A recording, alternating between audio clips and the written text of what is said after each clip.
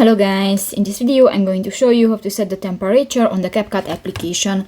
But first of all, I just want to mention, please don't forget to subscribe to our channel, because at 100,000 subscribers we are going to show you our YouTube revenue statistics and growth strategy, how to make money online. So let's jump into it.